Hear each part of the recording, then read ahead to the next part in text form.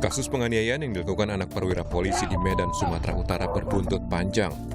Harta dan gaya hidup mewah AKBP Ahirudin Hasibuan kini turut menjadi sorotan.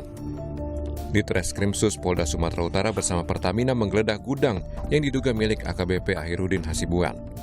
Di dalam gudang ditemukan beberapa tangki BBM jenis solar bersubsidi dan sebuah mobil box yang sudah dimodifikasi. Mengontak kami dari Pertamina, jadi kami di sini untuk mendampingi, untuk ngecek lokasi di sini, itu aja. Temuannya gimana, Bang?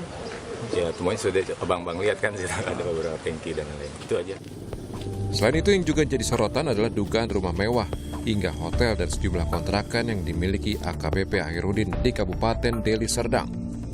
Soal kasus penganiayaan yang dilakukan anak dari AKBP Ahirudin, Polda Sumatera Utara terus memeriksa perwira menengah itu. Pemeriksaan difokuskan pada dugaan pembiaran penganiayaan yang dilakukan anaknya Aditya Hasibuan pada 22 Desember tahun lalu. Dalam rekaman video yang viral di media sosial, AKBP Ahirudin tampak tidak melerai pemukulan yang dilakukan putranya terhadap korban.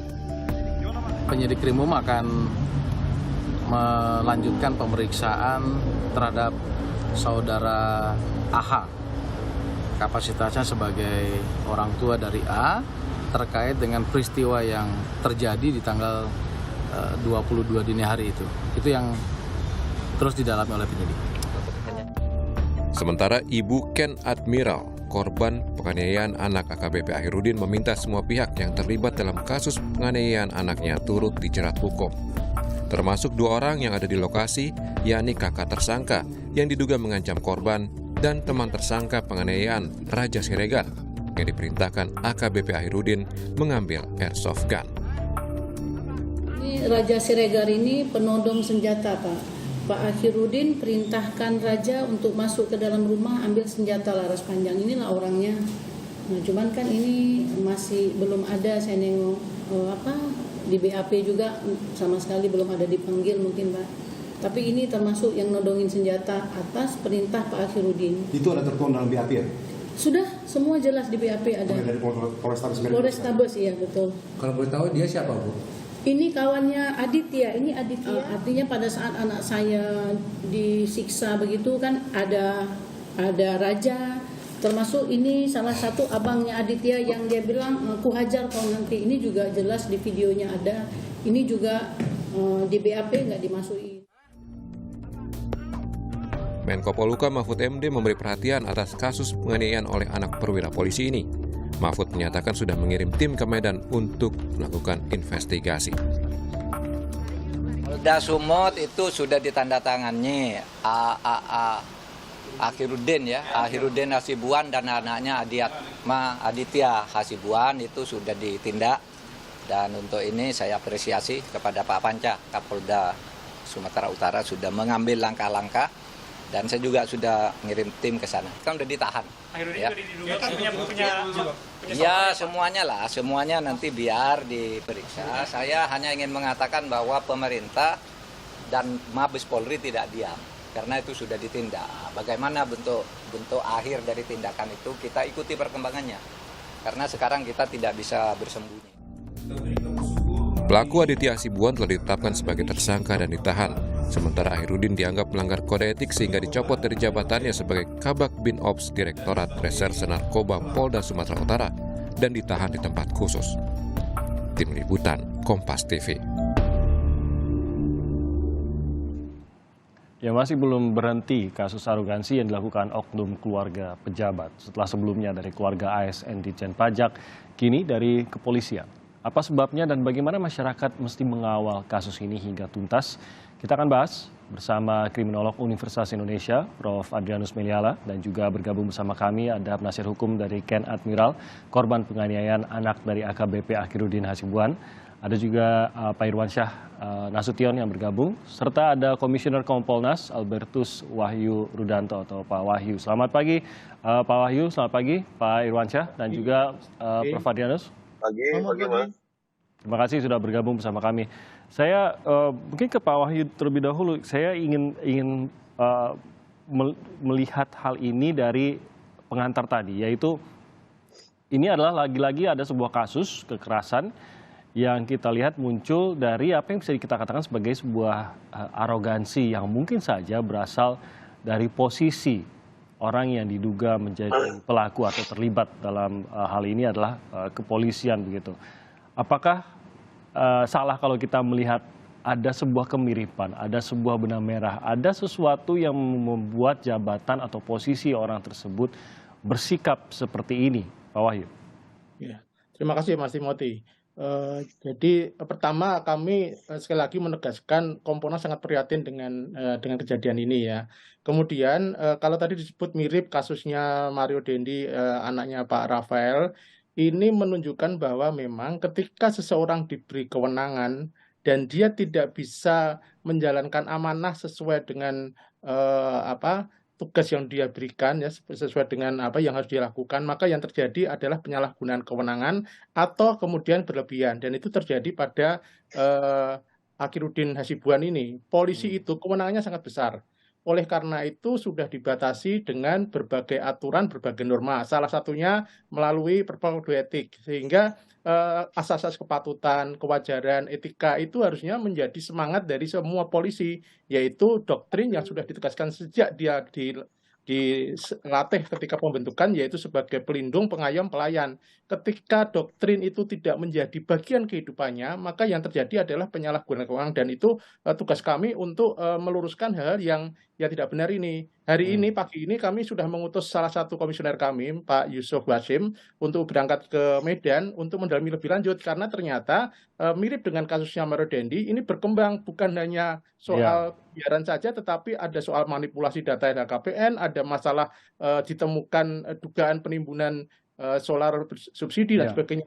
Artinya ini sangat berbahaya ketika polisi-polisi yang diberi kewenangan oleh negara kemudian menyalahgunakan kewenangan itu, termasuk di dalam perilakunya. Saya kira itu yang menjadi catatan penting bagi kami, dan ini menunjukkan bahwa reformasi kultural di Polri memang belum berjalan dengan efektif, jadi masih maju mundur. Ya. Baik, saya mungkin pertanyaan yang sama ke Prof. Adrianus, apakah memang benar sikap-sikap yang kita lihat seperti ini memang seringkali salah satu yang memberikan alasan mereka bisa bersikap searogan itu? Bahkan seringkali kita juga lihat, Prof, sudah lagi di bawah kantor polisi pun laganya masih kepalanya di atas begitu, masih menunggak ke atas gitu, saking tidak merasa mungkin bisa dijatuhkan atau tidak merasa salah juga gitu, Prof.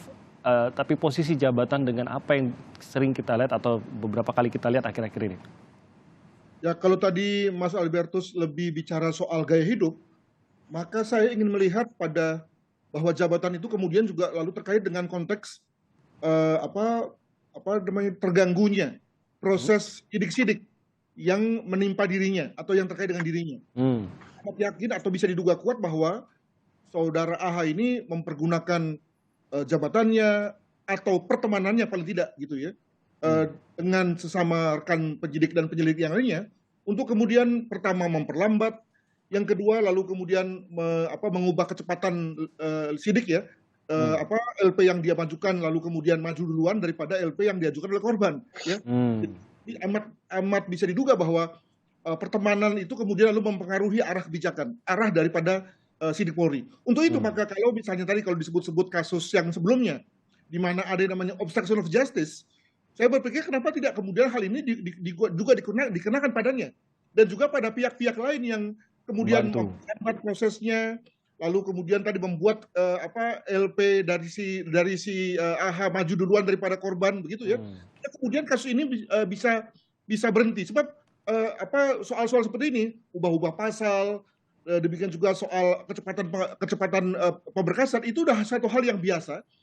Kenapa kemudian terjadi? Karena kelihatannya nggak ditindak ya, sehingga lalu kemudian ada semacam soal tuman ini, kebiasaan gitu. Nah, saya mengharapkan pada kasus ini bukan hanya AH yang kemudian mendapatkan semacam sanksi, tapi juga pihak-pihak rekan-rekan penyidik dan penyelidik yang lain yang juga telah bekerja sama dengan yang bersangkutan ya, karena tadi kena alasan pertemanan dan yang lain-lain, memperlambat proses ini sehingga baru saja 4 bulan baru kemudian naik. Demikian. Oke.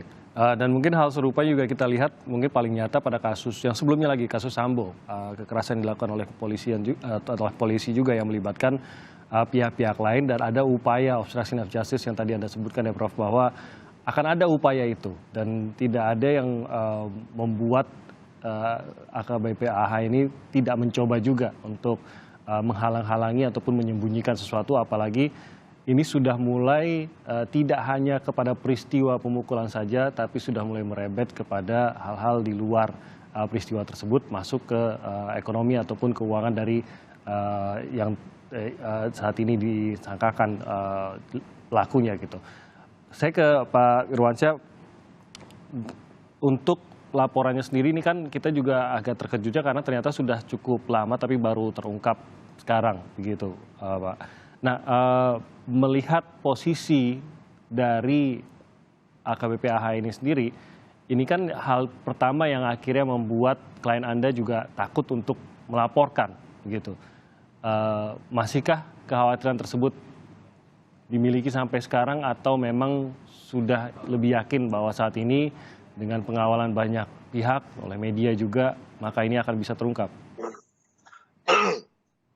Baik, terima kasih Mas. Yang pertama, saya mau meluruskan, saya baru nanganin kasus ini sekitar masih baru ya, sekitar 1 minggu lah begitu. Yang kedua, sejak di Polda kasus ditarik, kita tanganin dari penyidik Polda, melakukan rangkaian pemeriksaan secara maraton dan pengumpulan barang bukti, dan ditetapkanlah si Aditya sebagai tersangka. Itu yang pertama.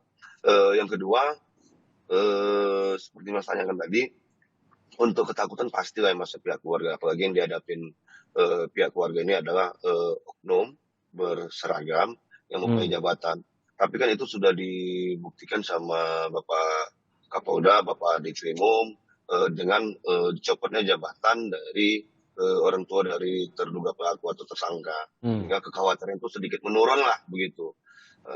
Yang kami mintakan juga kemarin sudah diperiksa, baik dari Ken yang sekarang juga masih rasa sakitnya masih ada akibat penganiayaan tersebut, dan di posisi mata masih bengkak karena kewajibannya untuk menjalankan pendidikan, sehingga dia harus balik ke Manchester. Di situ Mas. Oke, jadi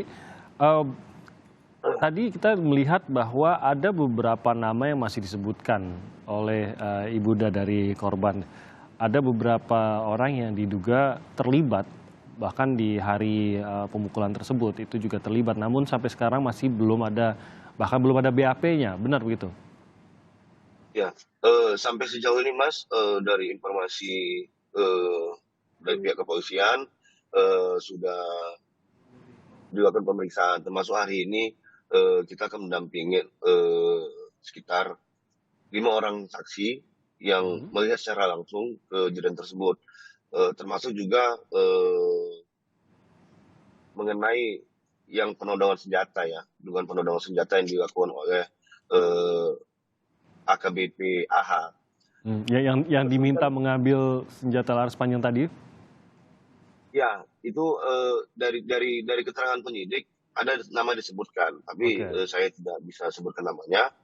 Yang pastinya dari rangkaian pemeriksaan ini dilakukan maraton Mas, untuk segera untuk dilimpahkan ke jaksa nantinya kalau misalnya pemeriksaan sudah selesai dan barang bukti juga sudah selesai. Dan dari nama-nama yang disebutkan, pihak kepolisian sudah menjadwalkan untuk pemeriksaan terduga pelaku lainnya, karena kita sangat yakin dari video yang beredar keterlibatan saudara AKBP AH yang tidak hanya melarang tapi coba menghalangin salah satu temannya Ken untuk melerai kejadian tersebut. Nah, dari upaya yang dilakukan dari menurut kami dari keluarga dan kuasa hukum, upaya yang dilakukan dari AKBP AH dengan melarang dan menghalangin peleraian tersebut itu salah satu tindak pidana. Dan ini kan rangkaiannya panjang, dari penganiayaan yang di dalam mobil yang dilakukan oleh Aditya terhadap Ken yang mendapatkan pemukulan 3 kali, sehingga kondisi Ken saat ini mengalami luka fisik dan psikologis yang terganggu. Bayangkan video tersebut sadis. Pada awalnya kan orang tua dari korban ini kan tidak mau memviralkan. Iya. Dan itu dia lakukan setelah mendapat kiriman dari video yang ada di dalam flash disk. Dan ternyata perbuatan itu sangat sadis. Dari sisi orang tua pasti tidak terima Iya. lah anaknya diperlakukan seperti bukan manusia ya, Iya. sehingga dia membuat laporan di situ. Tapi apakah sudah semua itu, Mas Irwan, semua yang sempat disebutkan oleh Ibu Ken, orang-orang yang mereka inginkan ada dalam pemeriksaan polisian, apakah sudah mencakup semua yang selama ini diinginkan untuk diperiksa atau masih ada? Sampai sejauh ini kita sangat berkeyakinan karena penanganan perkara yang sudah dilakukan oleh Polda Sumut di bawah pimpinan Pak Panca dan di bawah pimpinan Pak Dirkrimum, kita sangat optimis terduga pelaku lainnya akan segera ditangkap. Karena dari informasi-informasi orang-orang yang ada atau yang menyaksikan kejadian tersebut pelakunya lebih daripada satu. Oke, baik. Pak Wahyu, mungkin Anda bisa menanggapi bagaimana hal ini bisa berjalan dengan cepat dan seperti tadi dikatakan oleh Mas Irwan bahwa sebenarnya dengan apa yang sudah dilakukan oleh Kapolda ini agak lebih yakin bahwa ini bisa tertangani dengan baik, tapi mungkin juga tidak bisa lega 100%. Tadi Prof. Adrianus juga mengingatkan, jangan lupa ini juga pasti akan ada upaya lah dari AHA ini untuk mencoba entah itu menghalangi ataupun menyembunyikan sesuatu dari penyidik. Iya, iya Mas Timothy, saya setuju dengan Prof. Adrianus. Karena begini, kalau kita lihat kasusnya, itu tanggal 22 Desember Ken melaporkan AHA. Kemudian tanggal 23 Desember gantian AHA melaporkan Ken dengan kasus yang sama tapi cerita berbeda. Lalu berjalan cukup lamban sampai tanggal 27 Februari itu kasusnya naik ke penyidikan, tetapi masih juga lamban. Inilah yang membuat orang tua Ken kemudian tanggal 9 Maret tahun 2023 melaporkan ke Polda Sumut dalam bentuk Dumas pengaduan masyarakat ya yang seperti itu dilakukan. Nah, itulah yang kemudian diimbangi lagi ditambah dengan beredarnya video viral. Nah, ini sampai akhirnya tanggal 20 Maret ada gelar perkara khusus. Gelar perkara khusus itu memutuskan bahwa 2 perkara itu ditarik ke Polda Sumut. Artinya sebetulnya ada persoalan di level Poltabes ketika memeriksa ini. Sampai kemudian tanggal 28 Maret ada pelimpahan berkas, 28 Maret ya, 25 April kemudian gelar perkara lagi memutuskan AHA sebagai tersangka, kemudian yang laporan 23 itu dinyatakan tidak cukup bukti. Ini artinya ada sesuatu yang tadi disebut oleh Prof. Adrianus, apakah obstruction justice atau ada pendekatan atau masalah apa, itulah kemudian kami Kompolnas mengirim salah satu komisioner kami pagi ini sudah berangkat terbang pagi ini untuk mendalami ini. Karena kami butuh penjelasan mengapa sampai begitu lama harus ada penjelasan alasan yang dikemukakan oleh pihak Polda ketika gelar perkara khusus karena ada kesulitan ketika memeriksa saksi karena saksi sekolah di luar negeri. Tapi tentu ada hal lain yang kita tidak tahu di permukaan, itulah yang sedang kita dalami. Kalau betul ada pendekatan, ada upaya-upaya intervensi dalam tanda petik yang dilakukan oleh AHA karena dia pangkatnya kan AKBP, yang meriksa pangkatnya kompol yang di Poltabes ini harus ada penjelasan. Ketika penjelasan itu tidak clear, nah ini yang harus kita dalami. Saya kira ini yang menjadi masalahnya kan di sini. Viral itu apapun ikut mendukung ini persis dengan kasusnya Sambo, kasusnya Mario Dandi ya, sehingga kita akan berharap hal seperti ini jangan terjadi lagi. Kerja polisi yang mandiri dan profesional seperti diharapkan Kompolnas kan tidak seperti ini. Mengapa harus diviralkan, mengapa harus ditarik ke Polda? Ini tentu ada sesuatu yang harus dilakukan. Apresiasi kepada Pak Kapolda, oke. Tetapi apresiasi ini tentu kan ada alasannya untuk mempercepat kasus ini. Mengapa harus dipercepat? Mengapa tidak cukup levelnya cukup di Poltabes? Saya kira itu penegasan dari kami, Mas Timothy. Iya, setuju. Prof. Adrianus, berarti Anda juga melihat hal ini ya, bahwa dari waktu, dari timeline-nya dan lain-lain ini pun sudah terlihat ada sesuatu yang mengganjal. Ini bukan waktu, bukan pengerjaan biasa sampai ke titik ini, begitu. Anda juga mendeteksi hal ini, Prof? Tentu saja, kita semua sama dalam hal ini. Namun kalau boleh saya ingin memberikan semacam titik tekan kepada Mas Irwan sebagai PH ya. Jadi begini, berkali-kali juga kepada saya mendengar ibu korban itu bicara soal ketakutan dari korban Ken ya namanya, kait kasus ini. Tapi masalahnya begini, yang bersangkutan atau korban ternyata nggak takut tuh datang ke rumah si AKBP ini bersama-sama dengan temannya pada jam 3 pagi. Jadi kalau dibilang takut maka lalu akan mudah dibantah ya oleh pihak lain gitu ya, bahwa ketakutan itu mungkin nggak ada sebetulnya, atau hanya karena sudah dipukul saja maka lalu kemudian takut. Itu yang pertama. Nah, jadi mungkin retorika takut itu harus hati-hati. Yang kedua adalah soal duel. Ya, duel ini juga menarik nih. Apakah memang benar bahwa yang terjadi pada awalnya adalah perkelahian 1 lawan 1 antara Ken dengan Aditya, lalu baru ketika sudah kalah saja, ya kemudian lalu ada video dan kemudian lalu memang betul bahwa ada konteks penganiayaan, ya. Tapi pada awalnya adalah perkelahian 1 lawan 1. Kalau memang benar begitu, maka tentu konteksnya jadi beda. Nah, ini semacam masukan kepada teman-teman PH agar kemudian lalu dalam rangka fokus mengejar kepada kesalahan daripada tersangka itu kemudian bisa tepat. Mungkin begitu, Mas Didi. Terima kasih. Ya, itu beberapa catatan yang mungkin bisa dijawab balik begitu ya oleh pihak penasihat hukum dari tersangka di sini. Mungkin nanti Mas Ridwan mau menanggapi juga, tapi kita akan jeda sebentar. Kami akan kembali lagi dengan perbincangan ini usai jeda.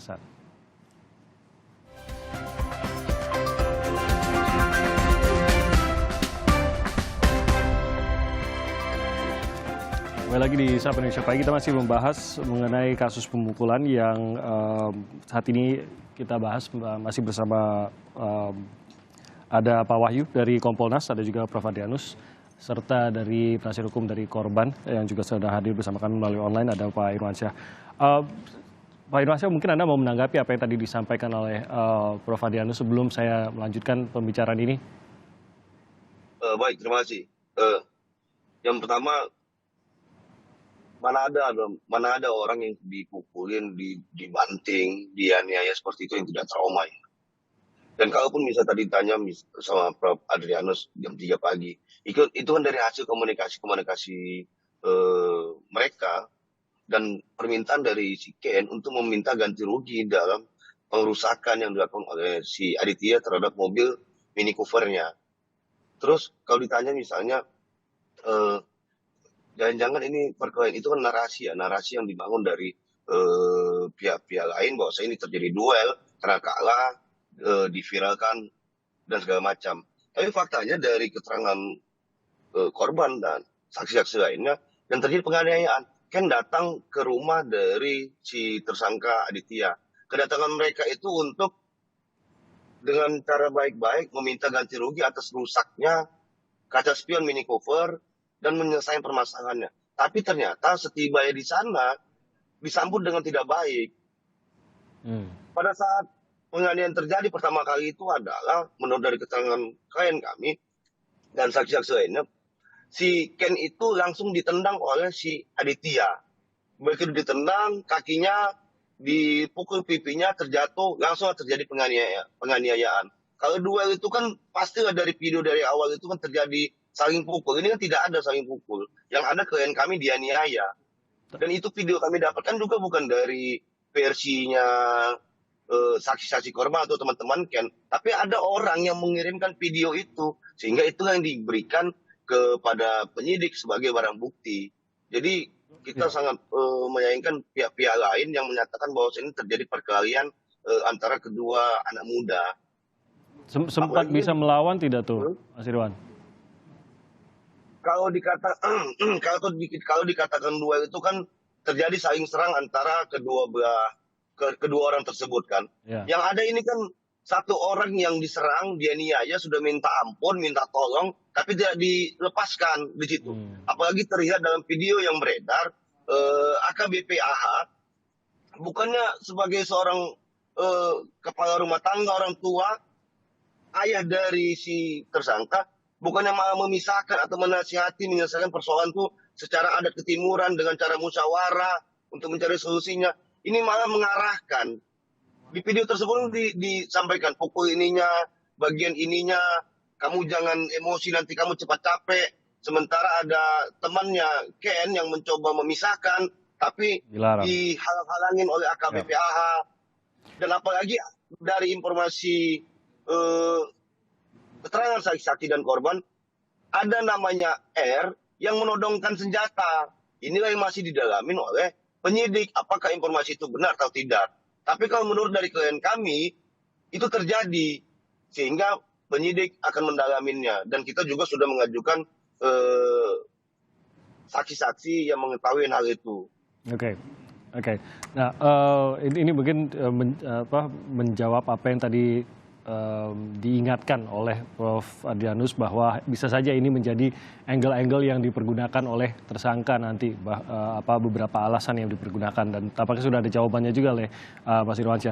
Tapi ada satu hal di sini, Prof. Adrianus, yang mungkin membedakan dengan kasus yang tadi sempat kita sebut juga, yaitu Mario Dendi, mengenai keberadaan dari orang tuanya sendiri, AKBP AH sendiri di lokasi, bahkan tadi digambarkan oleh Mas Irwan, sempat seperti mengendalikan kondisinya, mengarahkan begitu.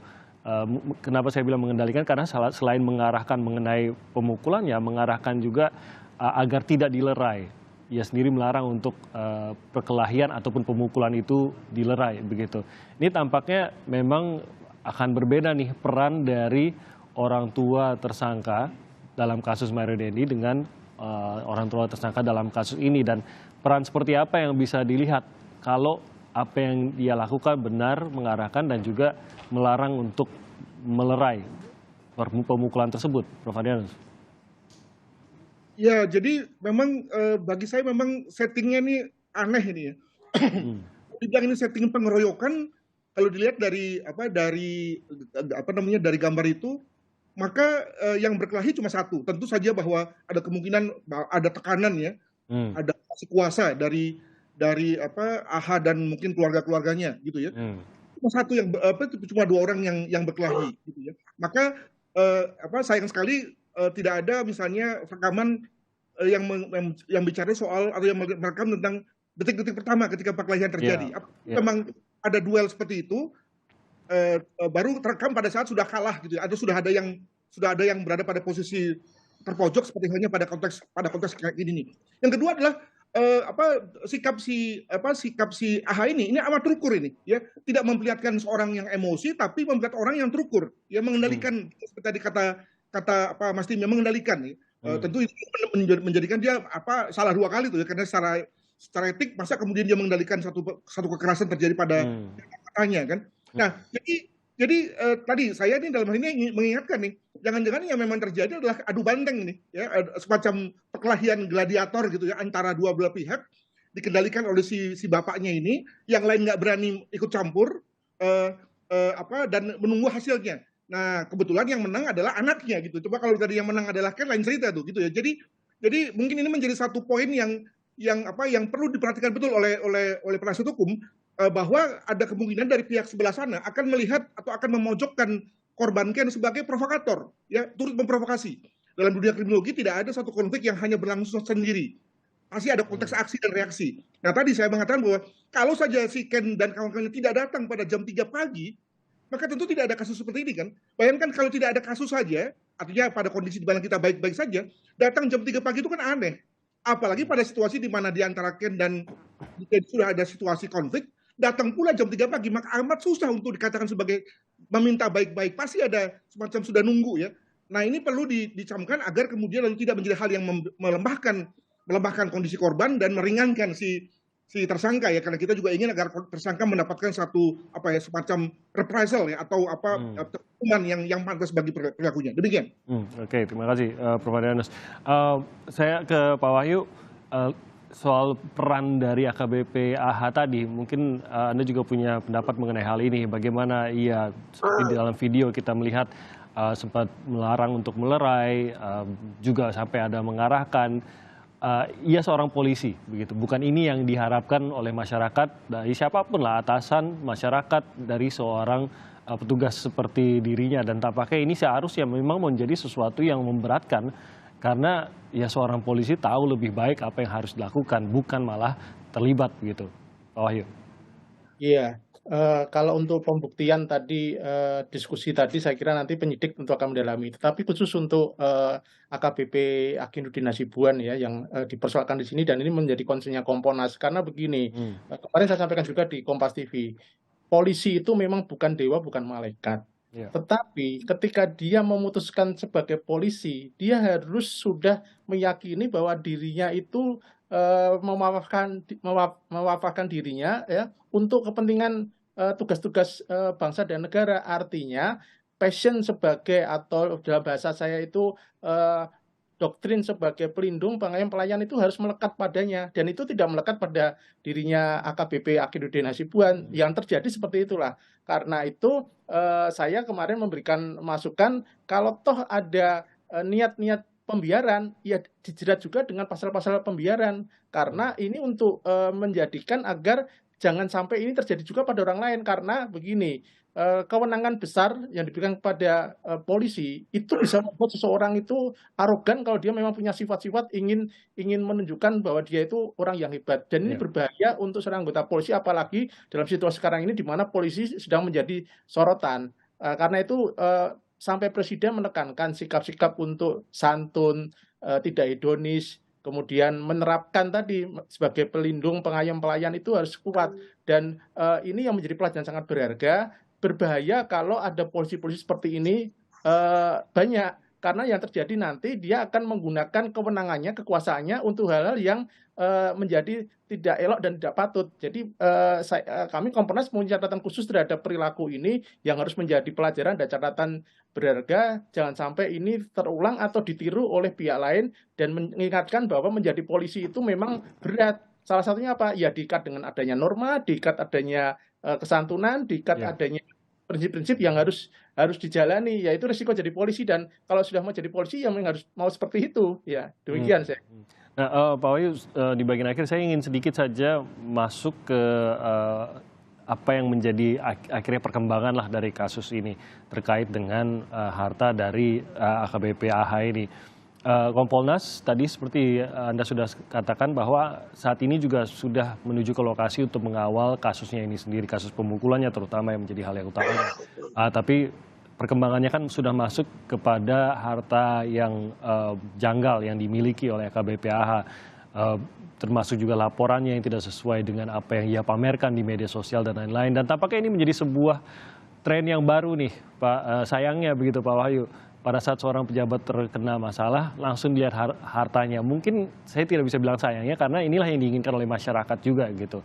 Apakah sudah sesuai juga? Karena seringkali pejabat-pejabat ini beberapa memamerkan harta-hartanya, dan akhirnya memang terungkap ada beberapa harta yang memang tidak berasal dari tempat yang halal lah begitu. Nah, terkait dengan hal tersebut, apakah Kompolnas juga akan mengawal ke arah sana? Ya, salah satu pertimbangan kami akhirnya mengutus salah satu komisioner kami ke sana, Pak Yusuf Hasim, karena berita mengenai ini sudah lihat sudah kemana-mana. Bukan hanya kasus penganiayaan saja, tapi sudah melebar ke kasus manipulasi data LHKPN. Saya kira ini ya kemarin menjadi kritik keras dari Kementerian Keuangan maupun KPK, ya, karena kan model pelaporannya kan dari inisiatif kita, asesmen dari kita sendiri, kemudian KPK kan hanya menerima laporan itu, tidak lakukan pengecekan, dan kemudian justru publik yang melakukan klarifikasi.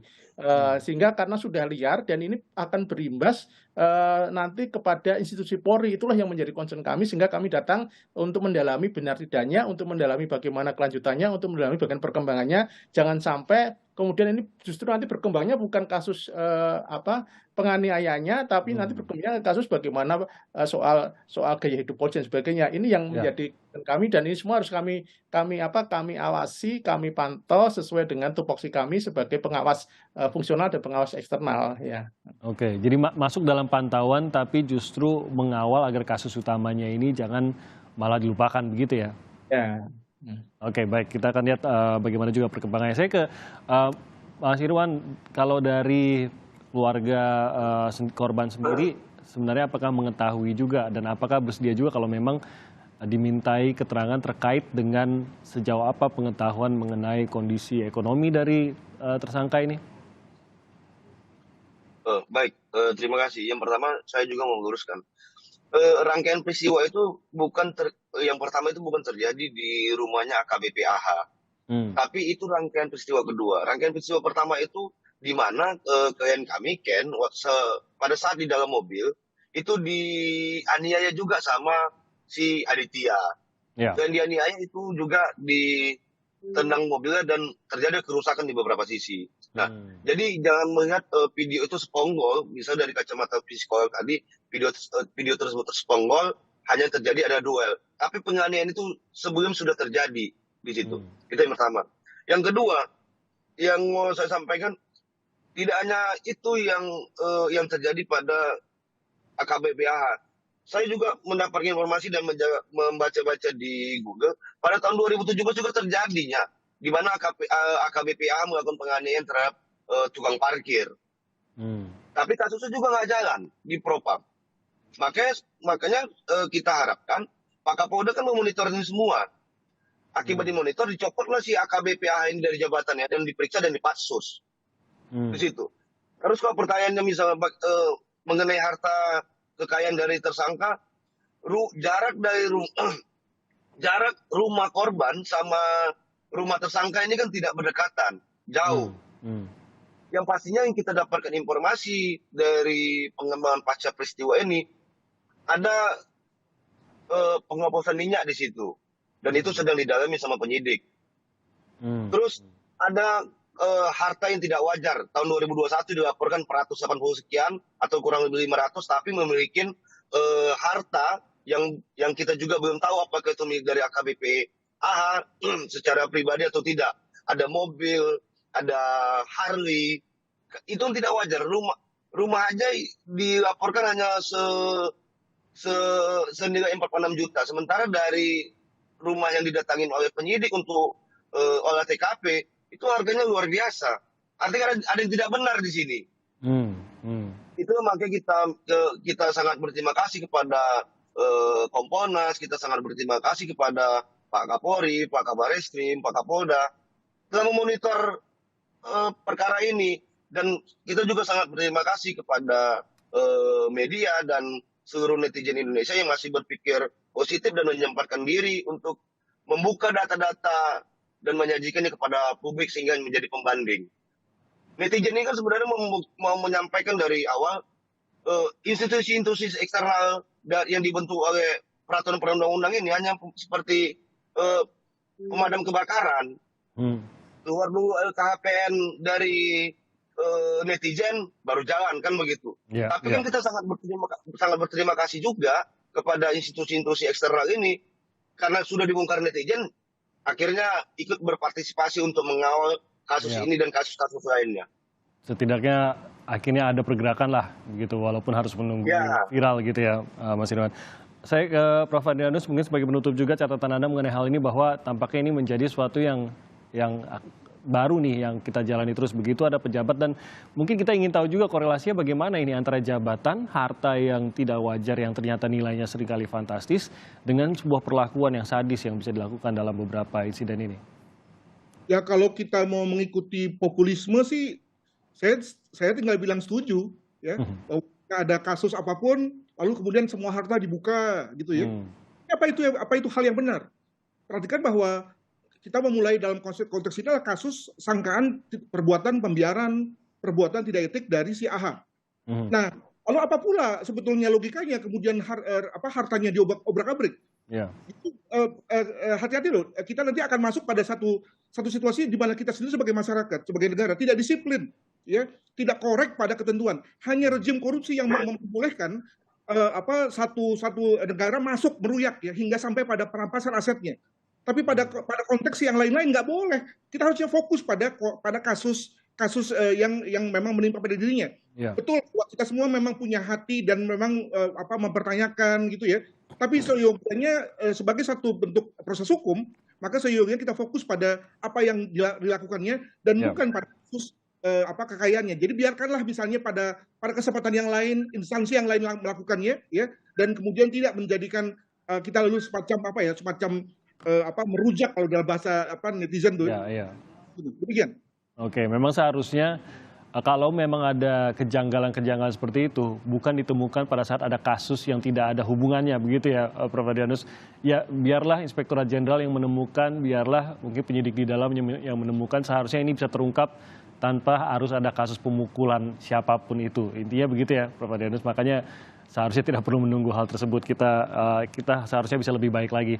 Terima kasih banyak atas waktunya, Prof. Adrianus. Pak Wahyu, terima kasih. Mas Irwansyah, terima kasih banyak atas waktunya bersama kami pada pagi hari ini.